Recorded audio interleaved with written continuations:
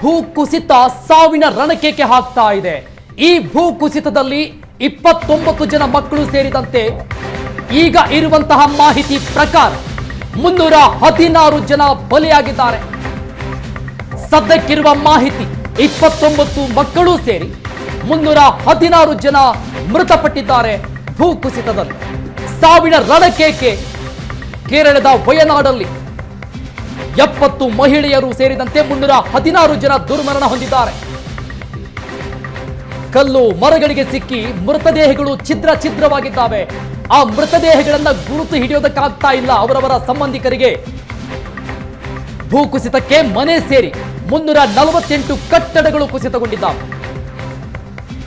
ಅಂದಾಜು ಮಾಡಬಹುದು ಎಷ್ಟು ದೊಡ್ಡ ಪ್ರಮಾಣದ ದುರಂತ ಇಲ್ಲಿ ಸಂಭವಿಸಿದೆ ಅಂತ.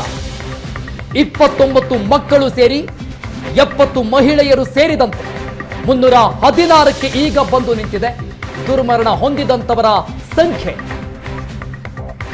ಇದರ ಜೊತೆಗೆ ಇನ್ನೂ 300 ಜನ ನಾಪತ್ತೆಯಾಗಿದ್ದಾರೆ ಅನ್ನುವಂಥ ಶಂಕೆ ಇದೆ.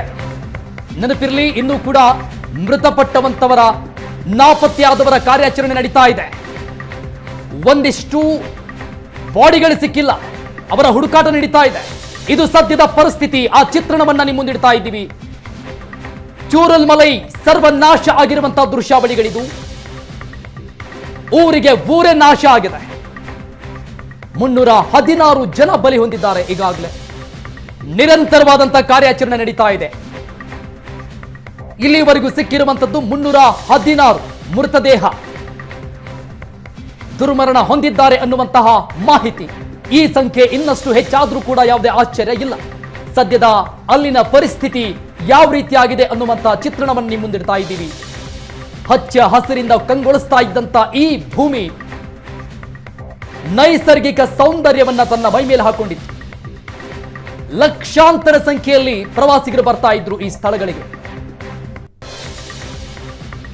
ಆದ್ರೆ ಈಗ ಅದರ ಪರಿಸ್ಥಿತಿ ಹೇಗಾಗಿದೆ ಅನ್ನೋದನ್ನ ನೋಡ್ತಾ ಇದೆ. ಈ ದೊಡ್ಡ ದುರಂತದಲ್ಲಿ 316 ಜನ ಮೃತಪಟ್ಟಿದ್ದಾರೆ ಅನ್ನುವಂತಹ ಸದ್ಯದ ಮಾಹಿತಿ.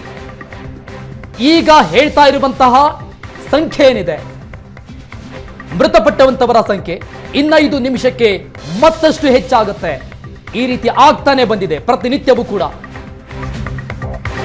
ನಾಪತ್ತೆಯಾದವರ ಹುಡುಕಾಟ ನಡೀತಾ ಇದೆ ಮತ್ತೊಂದು ಕಡೆ.